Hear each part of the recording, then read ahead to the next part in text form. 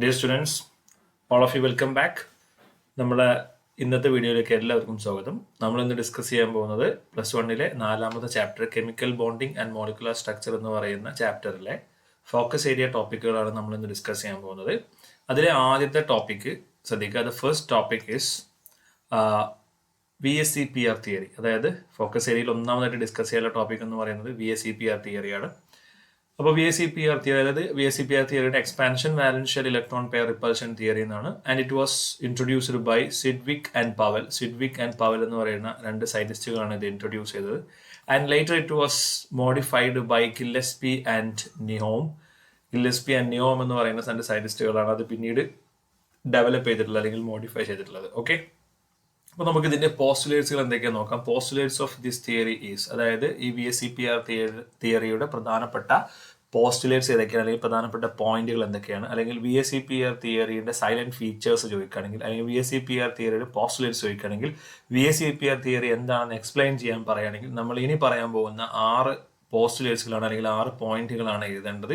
അതിൽ ഒന്നാമത്തെ പോയിന്റ് ആണ്, the first point is the shape of the molecule is depends upon the number of valence shell electron pairs around the central atom. അതായത് ഒരു മോളിക്യൂളിന്റെ shape തീരുമാനിക്കുന്നത്, the shape of the molecule is depends upon the number of valence shell electron pair around the central atom. Central ആറ്റത്തിന് ചുറ്റും കൂടി നിൽക്കുന്ന electron പെയറുകളുടെ എണ്ണത്തിന്റെ അടിസ്ഥാനത്തിലാണ് ഒരു മോളിക്യൂളിന്റെ ഷേപ്പ് ഉണ്ടാവുക എന്നാണ് ഫസ്റ്റത്തെ അതിന്റെ പോസ്റ്റുലേറ്റ്സ്. രണ്ടാമത്തെ പോസ്റ്റുലേറ്റ്സ് എന്ന് പറയുന്നത് the valence shell electron pairs are repelled each other. അതായത് നിങ്ങൾക്ക് അറിയാം, ഇലക്ട്രോൺ പെയറുകൾക്ക് ഒരേ ചാർജ് ആയതുകൊണ്ട്, ഇലക്ട്രോണിന്റെ ചാർജ് നെഗറ്റീവ് ചാർജ് ആണ്, അതുകൊണ്ട് എന്ത് ചെയ്യും, ഒരേ ചാർജ് ആയതുകൊണ്ട് they are repelled each other. അവർ പരസ്പരം എന്ത് ചെയ്യുന്നു, റിപ്പൽ ചെയ്യുന്നു. So the first point is the shape of the molecule is depends upon the number of valence shell electron pair, and the second point is this electron pairs are repelled each other, and the third point is in order to reduce the repulsion the electron pairs stay at maximum distance.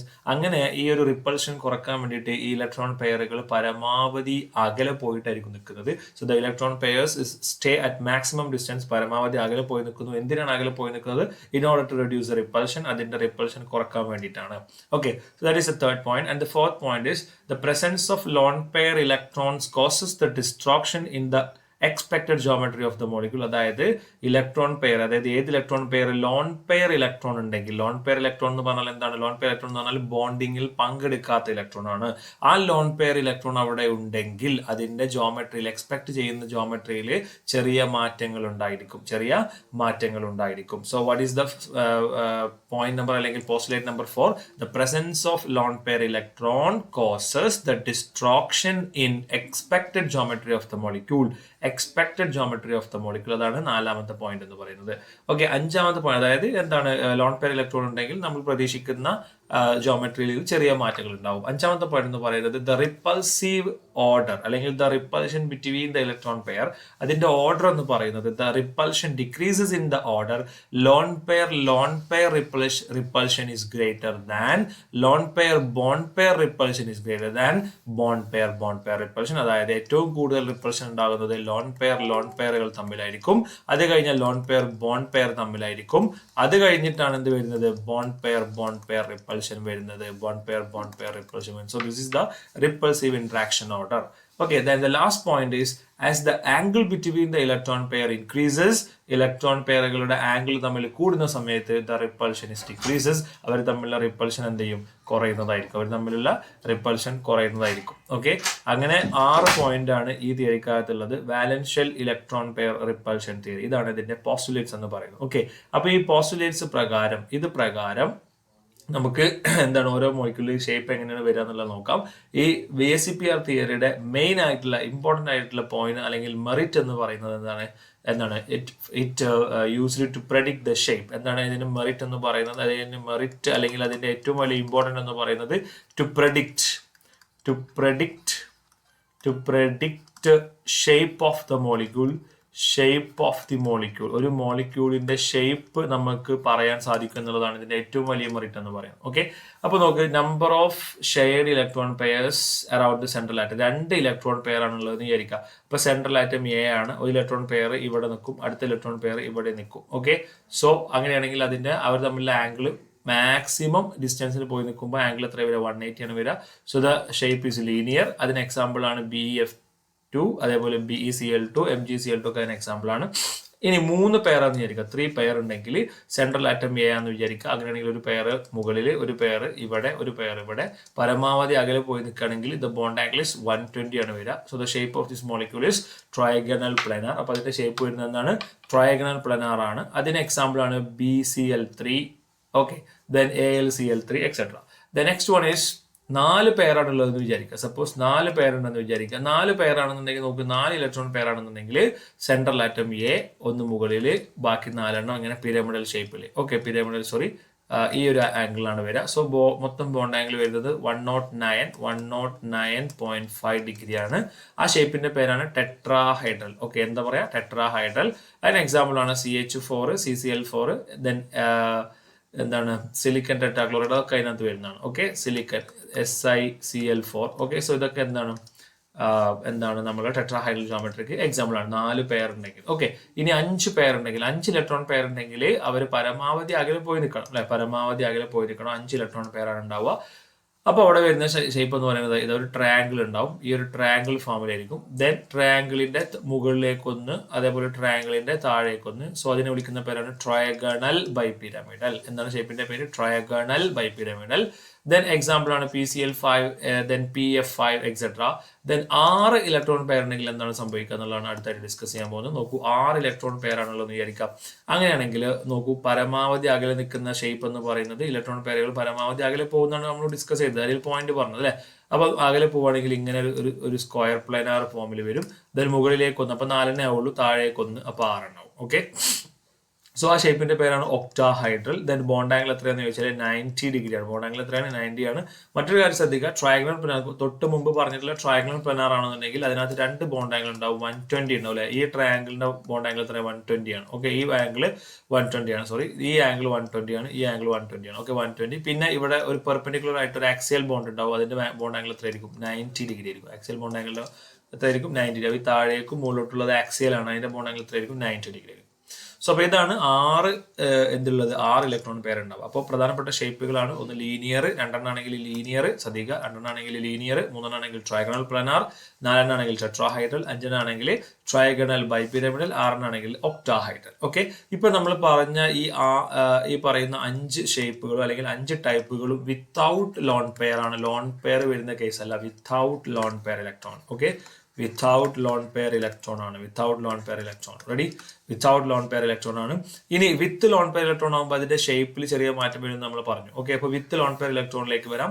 First ഇതാണ് വിത്ത് loan pair electron ആണ്. AB2E എന്ന് പറഞ്ഞാൽ എന്താ? 2 bond പെയറും ഒരു loan പെയറും. Okay, അപ്പൊ 2 bond pair ആണ് ഇവിടെ കാണിച്ചിട്ടുള്ളത്, ഒരു ലോൺ പെയർ മുകളിൽ. ഈ ലോൺ പെയർ ഇലക്ട്രോൺ എന്ത് ചെയ്യുന്നില്ല? നമ്മുടെ ഷേപ്പിൽ കണക്കാക്കുന്നില്ല.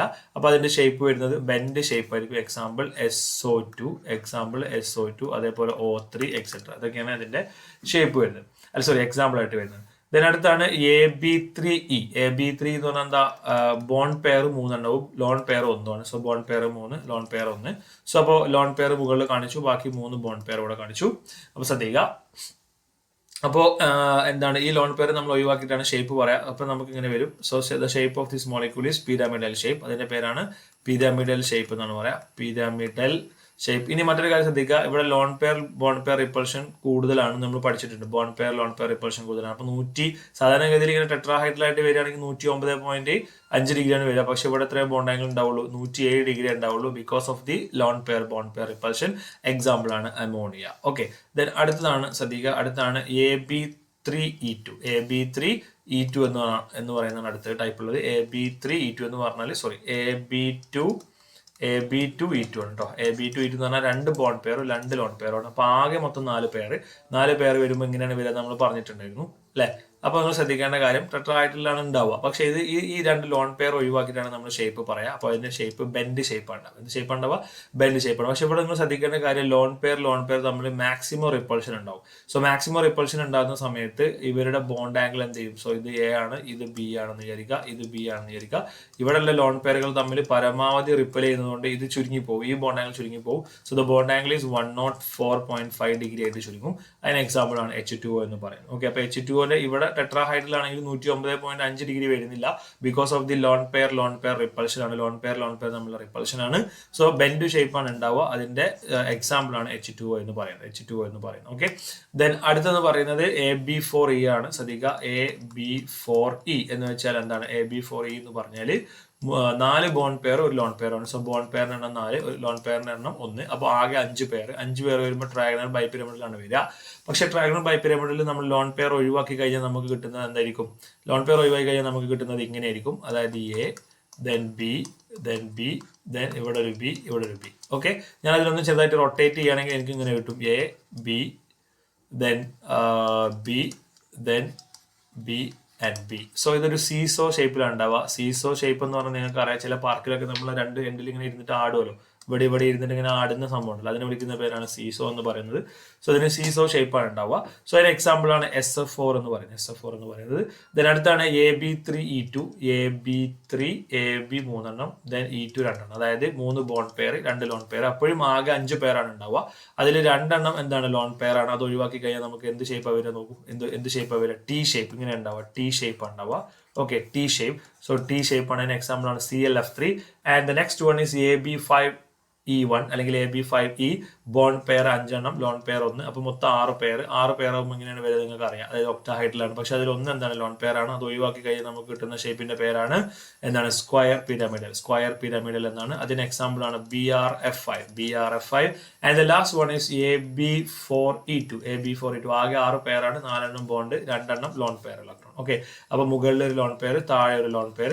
അത് ഒഴിവാക്കി കഴിഞ്ഞാൽ നമുക്ക് എന്ത് കിട്ടും? സ്ക്വയർ പ്ലാനാർ കിട്ടും. Okay, square planar. And example is XeF4. Okay, so അപ്പൊ നമ്മൾ ലോൺ പെയർ ഇലക്ട്രോൺ ഉള്ള കേസും പറഞ്ഞു, ലോൺ പെയർ ഇലക്ട്രോൺ ഇല്ലാത്ത കേസും പറഞ്ഞു. സോ ഇനി നമുക്ക് ഇതിനകത്ത് നിന്ന് വന്നിട്ടുള്ള ചോദ്യങ്ങൾ, പ്രീവിയസ് ഇയർ ക്വസ്റ്റ്യൻസിലേക്ക് പോവാം. PYQ മുൻ വർഷങ്ങളിൽ ചോദിച്ചിട്ടുള്ള ചോദ്യങ്ങളിലേക്ക് വരാം. A molecule of A type AB4E. നോക്കൂ, ഏതാണ് ടൈപ്പ്? AB4E ആണ്. ശ്രദ്ധിക്കുക, AB4E എന്ന് പറഞ്ഞാൽ എന്താണ്? 4 ബോണ്ട് പെയർ ഒരു ലോൺ പെയർ ആണ് ഉണ്ടാവുക. 4 ബോണ്ട് പെയർ ഒരു ബോണ്ട് പെയർ. അപ്പൊ ആകെ 5 പേരാണ് ഉണ്ടാവുക. അപ്പോൾ 5 പേർ ഉണ്ടായിരിക്കും. അപ്പോൾ അതിലൊരു ലോൺ പെയർ ആണ്. ബാക്കി എന്താണ്? ബാക്കി 4 ബോണ്ട് പെയർ ആണ്. ഇങ്ങനെയാണ് ഉണ്ടാവുക. റൈറ്റ്, ട്രയാഗണൽ ബൈപിരമിഡിലാണ് വരിക. ഓക്കെ, അതിലൊരു ലോൺ പെയർ ആണ്. ആ ലോൺ പെയർ ഒഴിവാക്കി കഴിഞ്ഞാൽ അതിന്റെ ഷേപ്പ് എന്തായിരിക്കും? നമ്മൾ പഠിച്ചിട്ടുണ്ട്. ഏത് ഷേപ്പാണ്? സീസോ ഷേപ്പാണ് അല്ലെ? സീസോ ഷേപ്പാന്നൊക്കെ നമ്മൾ പഠിച്ചു. അതിന് എക്സാമ്പിളും നമ്മൾ പഠിച്ചു. എന്താണ്? SF4 ആണ് അല്ലെ? അതിന് എക്സാമ്പിൾ എന്താണ്? ശ്രദ്ധിക്കുക, സീസോ ഷേപ്പാണ്. അതിന് എക്സാമ്പിൾ ഏതാണ്? SF4. ഓക്കെ, അപ്പൊ ഷേപ്പിന്റെ പേര് സീസോ ആണ്. അപ്പൊ നോക്കൂ, 4 bond pair and 1 lone pair electron. Predict the most stable structure of the compound. അപ്പോൾ നമുക്കത് പഠിച്ചിട്ടുണ്ട്. ഏതാണ്?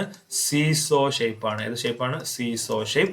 And it is a question from 2019 ചോദിച്ചുള്ള ഒരു ചോദ്യമാണ്. അപ്പോൾ ഇത്തരത്തിലുള്ള ചോദ്യങ്ങൾ ഈ ചാപ്റ്ററിന് പ്രതീക്ഷിക്കാം.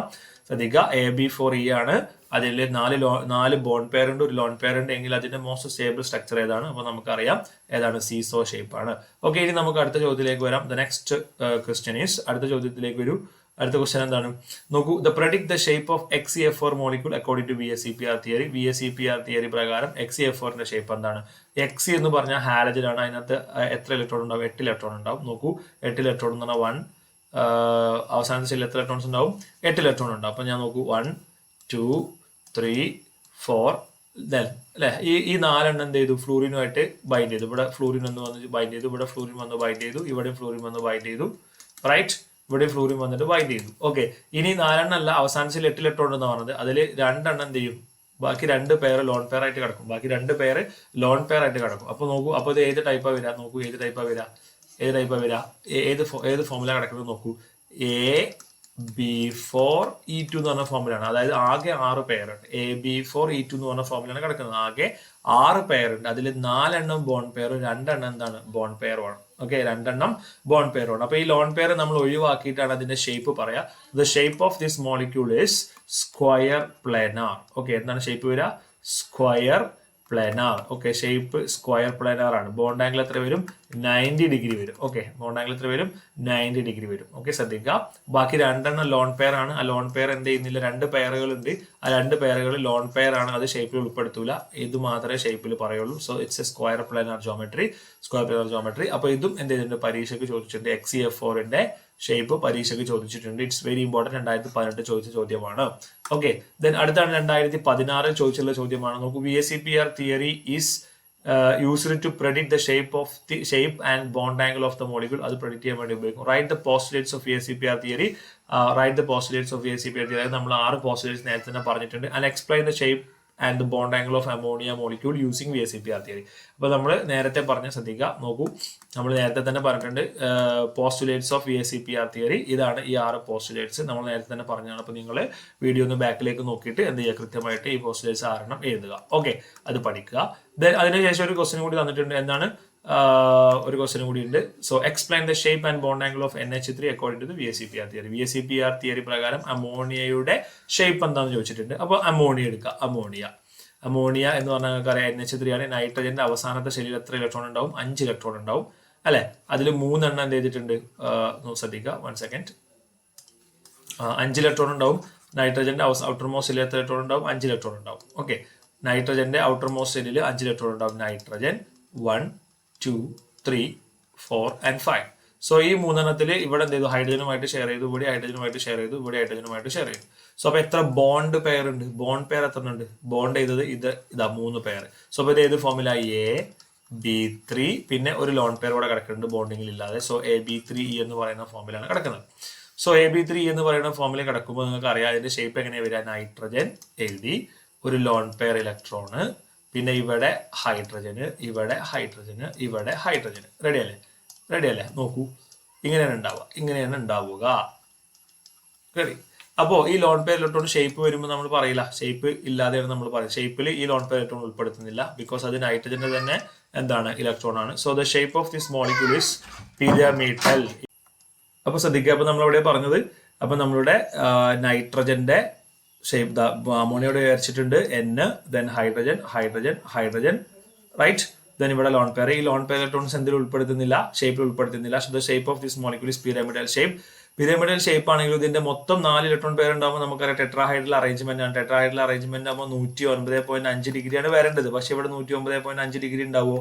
ഉണ്ടാവില്ല. എന്തുകൊണ്ടാണ് 109.5 ഡിഗ്രി ഇല്ലാത്തത്?